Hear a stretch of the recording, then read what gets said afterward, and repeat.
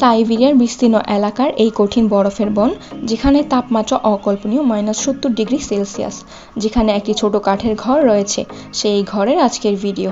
যে real hero বসবাস করে। গোটা পৃথিবীর জগৎ থেকে সে আলাদা। 66 বছরের এই বৃদ্ধাকে দেখে আপনি হয়তো চমকে না উঠলেও আপনি জীবনের মায়া, স্বার্থ ত্যাগ, কঠিনতা সম্পর্কে ধারণা পাবেন। ইনি কিভাবে জীবনযাপন করে এবং কেন তিনি আজ এই কঠিন পরিবেশের।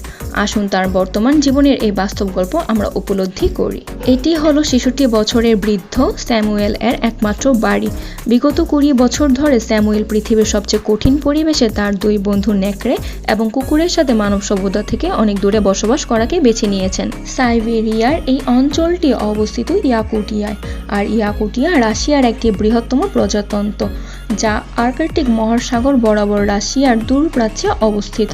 যাই হোক, স্যামুয়েলের প্রতিটি দিন একটি রুটিন মাফিক শুরু করতে হয়। প্রয়োজন এবং চাহিদা দুইটি পূরণ করে। প্রতিদিন সকালে তিনি তার রেডিওতে খবর শোনার জন্য তাড়াতাড়ি উঠে পড়েন, যে রেডিওটি নিজের তৈরি করা ব্যাটারি দ্বারা চালিত।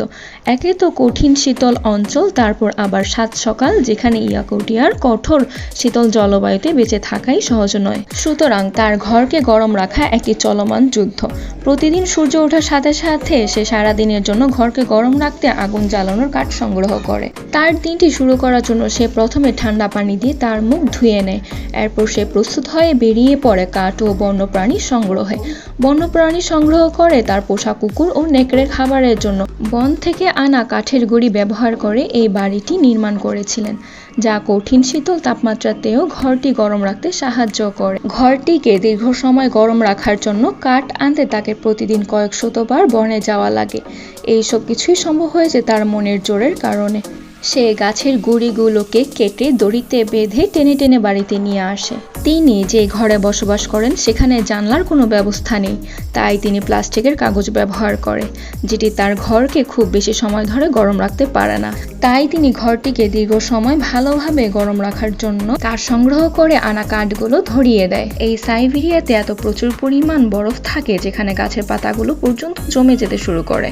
তাই তাকে সবসময় সক্রিয় ও কঠোর শারীরিক পরিশ্রম করে উষ্ণ থাকতে হয়। যেহেতু স্যামুয়েল নিকটতম গ্রাম থেকে প্রায় 30 কিলোমিটার দূরে, তাই তাকে প্রতিদিন খাবার সংগ্রহের চ্যালেঞ্জ গ্রহণ করতে হয়। তো আজকের এই ভিডিওটা এই পর্যন্তই। তোমরা যদি পার্ট 2 দেখতে চাও, অবশ্যই আমার চ্যানেলটিকে সাবস্ক্রাইব করবে। আল্লাহ হাফেজ।